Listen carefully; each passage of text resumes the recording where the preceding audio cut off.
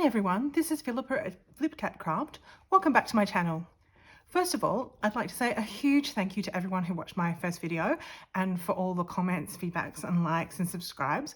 I really appreciate it. It's very encouraging as a newcomer to the video biz to get that kind of support, and I hope that you'll continue to enjoy the videos that I am producing. And as you can see, I'm still in a sling.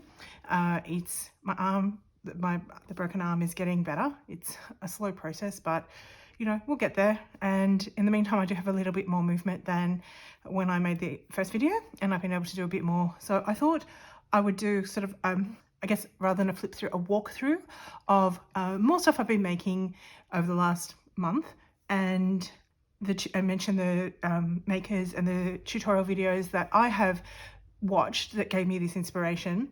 And maybe one day I'll be able to do sort of a craft with me, or, you know, that kind of thing. But in the meantime, I'm very slow at the moment. It's not going to be interesting for anyone to watch me make things. And I hope that in the future that will change. But right now it's very boring. So it's taking me multiple days what would normally take me one crafting session. So I'm not going to put anyone through that. But I just thought, you know, maybe in the future, I really enjoy watching the craft with me sessions that other people do, and I put it on my iPad next to me while I work, and you know, often have to rewind bits, you know, while I watch the techniques. But it's really helped me over the last few months because I can work at my own pace and just kind of refine bits and pieces. And like I said last time, you know, it's really helped me at a difficult time, and I hope that, you know, things that I do, you know, might be a different layout or a different technique, or it might be an inspiration to someone else. So thank you again to all the makers out there on YouTube. You do such a great job, you know. Even, you know, someone who might not have a lot of followers, or who might be putting their first video up like I did, just get it out there, you know, show people what you do, because I'm in Australia and I'm watching videos from around the world, America and Canada, and people in Singapore and Poland and all over Europe. So we're a worldwide community, and it's, you know, it's great to be able to share what we do with each other. So having said that, I just am going to start with a technique from someone who is in Australia. I think I've just wobbled my camera. I'm going to start with a technique from someone who is in Australia, a maker called Shanuki. And I saw this a couple of weeks ago, and she was using index cards, and she mentioned, I think she mentioned that she got index cards that were lined on one side and blank on the other, and I managed to get these from Officeworks. So they're quite small. I think she might have had bigger ones, I'm not sure, but I picked these up during the week. So that was great. Now Shanuki managed to, was doing hers with inks and I think paints, and just playing around that way. And I just thought that that's a bit too messy for me right now. So what I have done is, I did like little mini collage boards, really. I just took my scraps and collaged the back, and then I just did a central focal piece. Now, if you saw my unboxing video from the Your Creative Studio, you might recognize these are actually the sticky notes from the butterfly box. So one of them I inked around and one of them I didn't. Not sure. I think I like the inked one, but you may vary. Also on this one I've inked around individual pieces, and on this one I haven't. Again, I was just playing around with the different looks and feels. This one, these are actually from a paper pad, you know, a Prima paper pad, I think called the Alchemy or the Alchemist, and it's one of those ones that had like little collage tags on it, and I just cut out 2 of them and stacked them, and I quite like that effect. Now on the back, the line side, I've just put 1 image on each. So that's just like a faux postage stamp from one of the washi tape shop kits. I put it on white. I think I probably should have inked around the edge just because it's hard to see it, but maybe not. That is from the Wildflowers Your Creative Studio set. It's I wasn't sure what it was when I did the unboxing, but it was the 3 tickets, and yes, they are stickers. And then that's from the Your Creative Studio butterfly set. That's one of their little butterflies. And that one, as you can see, I collaged it beautifully, and then I turned it over and went, it's upside down. But that's okay, because I think it's all right that way. You've still got a nice gap at the top, and you know, it changes it up a bit, having the red lines at the bottom. I don't mind either way. But that was not intended, but, you know, serendipity. And so that's my journal cards. And I really enjoyed that, and I'm going to make more of them.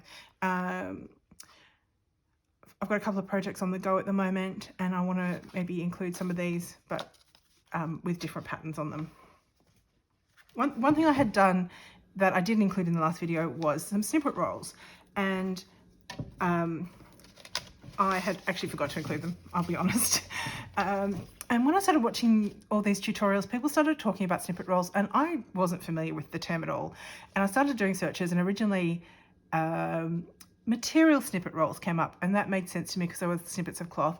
And then finally I managed to stumble on the right search terms, and I came up with the paper snippet rolls, and they were just amazing. It was like, what a great way to use up your scraps. And I've made two different styles, which I'll show you. And what I did, I showed the papers that I dyed with coffee last time. And so one of them was a parchment paper, and this one's a bit thicker. It's still a textured paper, but it's just a bit thicker. And what I did was I just, you know, as I was going, I just glue the ends, and that would do it that way. And that way they could just be infinitely long as I wanted. And then the leftover strips I've just been using bits and pieces as I craft. They're great for other collage boards and things. So the first one that I made, which I was inspired by a video from Tina from Shabbydabbydoodah, and this is using lots of collage elements. And this was fun. And I put, you know, die cuts and lace and all that kind of stuff, and as you can see on the back, it's on the strip of paper. Having done it this way though, I feel that it used up, and I know that using up stuff is the point, but I feel that it used up too many of my die cuts doing it this way, and I decided to do it a different way when I did it the second time. So this is actually quite long, and oh yes, I was going to show, so some of the ephemera that I showed last time actually uses elements of this, like, that's the wrong thing, this pocket envelope that I made that has a snippet from this roll on it, and then I added an extra butterfly element on top. So, you know, that's, I've used it, definitely used it since I made it, but I just found it was, you know, the idea is you cut off that segment, and then next time you might cut off that segment. But yeah, so I did it, and then I thought, you know, what if I wanted to use those elements elsewhere?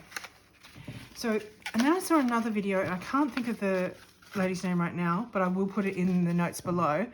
It's American crafter, and she had a slightly different snippet roll, similar style, using the strips of paper, but it was just the papers. It wasn't using the die cuts. And her idea was you just cut your bits as you go, and then you add the die cuts on top as you need them. And I thought that was better, because that way you can theme it as you're using it. And no lace on this one. I do have bits of doily and you know, gold paper, bits of bling, etc. It's quite long again. And it's using offcuts. You know, these are offcuts from the Folio that I did, that I showed in my first video. Very happy with it, and I have been using this as well. But I will add the die cuts and lace as I use it, and that way the lace won't be awkwardly shaped and in weird spots and things. And I think that's better for me. Well, you know, I am happy with the first one. It was very exciting to make, but you know, so that's, I just thought I'd show that there's two different ways to make it. I mean, there's obviously many ways to make it. I think the one that Tina did in her first video actually was like a sticky backed stuff, like Tyvek roll, I think she said it was. I couldn't find it here. Like, I think it's at the hardware store, Plumbers or something use it. So that was that. I don't have it, so I just used the paper method, and that was very fine for me. Now, another thing I've been doing is making clusters. I've been making two sorts of clusters, well, I've done two different cluster sessions, perhaps is the best way to say that. The first one I did was after watching a tutorial by Artemis I think it was a Try It Tuesday session, probably, because I watch all her Try It Tuesdays, they're great. And it was quite sort of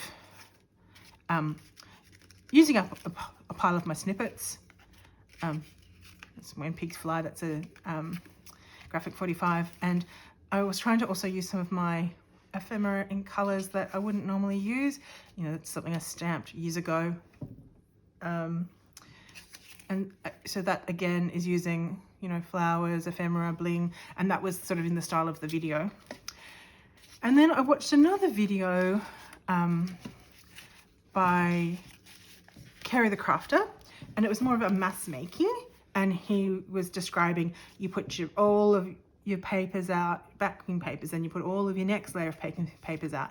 So I did that, and that's why they've all got the same backing paper and a lot of the same layering papers and things like that. So I have put a few elements on top, bits of lace, bits of doily, that kind of thing, but mostly it was just to use up papers that I had lying around that I just wanted to do something with. Now, I store all my ephemera in like little boxes like this. Got a few of them around, so it doesn't really matter which session I made it in, but I just thought I'd show that they're kind of from two different techniques. Ultimately, they're all clusters and they will be used accordingly, but they just come from two different source videos, which I will link in the notes. And I think there's one more thing that I want to show. So last time and I've got this here, I showed that I had coffee dyed some envelopes, and then I thought, oh, what do I do with this? And this other side's beautiful.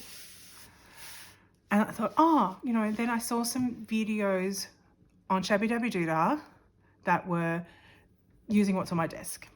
And there was a whole series, I think 8 videos or something. And 2 or 3 of them were about making a folio out of an envelope like this. I'm like, oh, serendipity. I'll do that too. So I made this over several weeks. And when I say I'm slow. And also I work full time, so this is what I do on weekends and in the evenings. So this is my folio.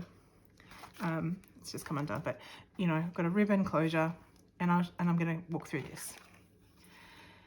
So this is my coffee dyed envelope. And first of all, I covered it all in paper front and worked out where the folds were. Then I covered him in papers front and back, bigger pieces and then smaller pieces.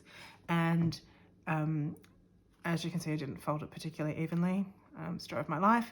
And the opening is on this side, and I'll show you.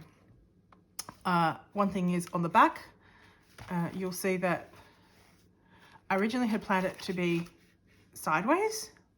So the papers on the back run this way, which would mean it would have been like this, you know, with a fold up flap, and probably this would have been over the top like that.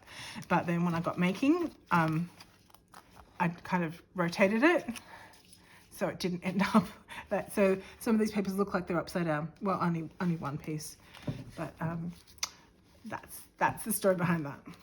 I opened up, and this is where the pocket was, the opening was, and I slid, as Tina did in her video. You could have either one piece, but she used offcuts of cards, I guess C6 cards or A6 cards. And I kind of liked the double flap because I had an idea of how I wanted to use that. So starting from that, this is just the cover, but I've got a label here that you could write on. And then on this side, I've got a flippy notebook, which I made using some of my coffee dyed papers. And this is dress pattern to layer the backing paper with. Yeah, so I'm really pleased with this. And this lining here with the black strip, and then I've also used it there to cover up the staples. That's actually the strip at the top of the paper. You know, some of those paper pads have a bit of a strip that you cut off. I was able to use that. So like that was a scrap that was very pretty, and it was a contrast to the rest of the paper, but it didn't go to waste. That was nice. And then this flower's from a completely different set, but I just thought I'd use it as the closure. This is one of those clusters I made during the Artie Maze cluster session from the Try It Tuesday, and that's just a little tuck spot. And if you open up here, I've got another tuck spot. That's just a piece of scrapbooking cardstock that I really like. I've just tucked some tag, actually I think it's two tags. They're just plain, I haven't put anything on them. These are some of the stickers, washi stickers from the Your Creative Studio. And then this is actually a little envelope, a craft envelope stuck face down with the flap of the envelope glued down.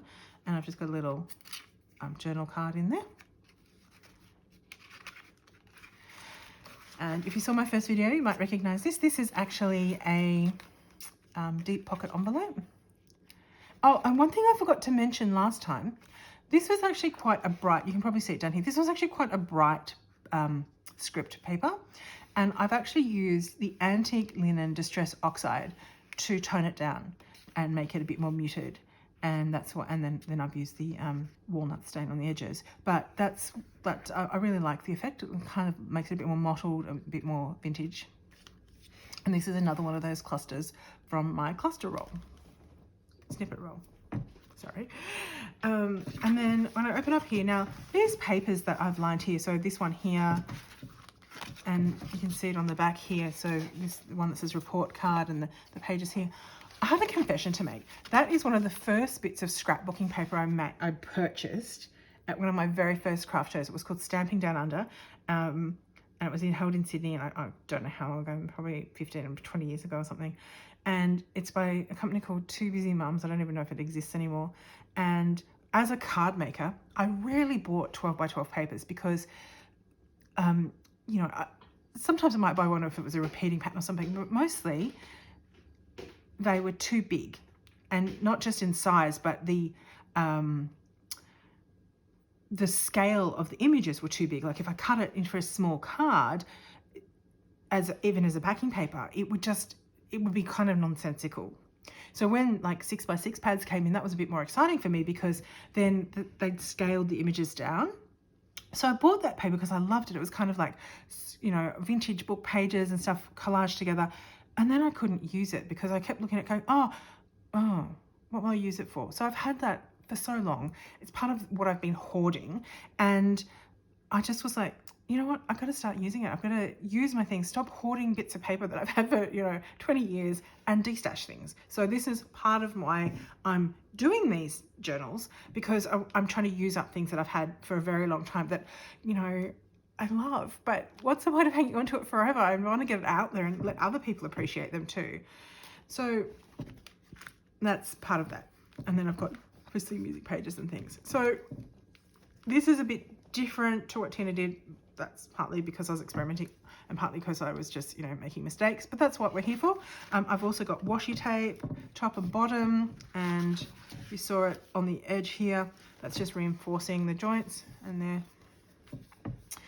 This is one of the pocket floating pockets that I showed last time, and you could stick it down, but then it would have to go here. But I think if you stuck it down, you'd lose all this beautiful paper, vintage paper. And at the moment, you could stick a notepad or something like that there, in photos, whatever. So I just liked using this pocket here that I made, and you can pull it out as required. So this is a tuck spot here, or it's kind of almost a pocket, and then there's another one here. Now this little butterfly, I probably need to trim part of that wing off, but in my mind it was going to open beautifully and just tuck under. In reality, it doesn't really tuck under at all. And I've got here one of the triple tickets from the Your Creative Studio box that I showed. And this, I thought, you know, whoever ends up with a folio could use this how they wanted to. So you could put a hole here and make it a bookmark. You could turn over, use it as a journaling card. You could layer it on a tag or something. You could even cut it up if you want, and just ink around the edges. And of course, as always, I have inked with H mahogany. Sometimes I use the distress oxide, sometimes I use this distress ink. I love them both. But you know, as you can see, this is kind of my color. And I've just tucked it in there, but I feel it's a versatile piece that I could do a lot of things with, but I wanted to leave it up to whoever ends up with this, because it's not for me to decide. I'm not a journaler. I'm a maker. I'm a maker of journals now. So I felt that it was, you know, for whoever ends up getting something like this, it's up to them to decide. Now here's a square tag, and that's the stamp from the Your Creative Studio Wildflower box. That's the one with the plants and the text. It's a bit of the washi tape from the Your Creative Studio box. This is part of the collage masterboard. I showed it last time. I've got part of it in the accordion journal. And again, you can make it a bookmark, you can make it, cut off the corners and make it a skinny tag. You could cut it up if you wanted to just use it as collage pieces. You could journal on it. It does have pink on the back, but it's quite a light pink, or you could just even put a bit of paper over it. And I just put it in there because I love this and I want to share it around. This is a tag. I showed it last time that it's from the Try It Tuesday session I did, that Artie Mays did with a Pinterest example. So here I've got a pocket made, that's from cardstock. This is just paper, so you have to be a little bit careful. And this one is actually made from encyclopedia page. And then that's scrapbook paper there. Now this is, I can't remember where I got this, and I want to say it's a Darkroom Door page, you know, that you cut up, and because it came from an A4 page full of tags, and I think it might have been Darkroom Door, but I'm not 100% sure on that. But Darkroom Door make beautiful collaging stuff, and I just, you know, punched a hole and put that in. I mean, there was a white hole there, you can see that. And I just thought, you know, I've got a few of these. I'm just going to share them, share the love. And so this is the folio. I'm really excited. I think I did not too bad a job. I would probably, you know, be a bit more careful with my folds. I mean, it's not too bad, but I just, you know, and I guess the takeaway for me is I don't need to use coffee dyed paper because you can't see it. It would probably be a bit more structurally sound, you know, if I mean, not that it's not structurally sound, but I think it would be, you know, a bit firmer, and it, you know, the folds would be firmer and crease more easily if I did just use a normal envelope and not one that's been wet and then dried. But other than that, I'm very happy with it. I'd certainly do an envelope folio again. I've since been doing Google searches on envelope folios and seen other options. You know, instead of having this thing here, you could actually have other fold out things that fold over and all kinds of stuff. So I'll link to all the tutorials in my notes, and yeah, thanks for sharing it. So like, subscribe, comment, and see you soon. Bye.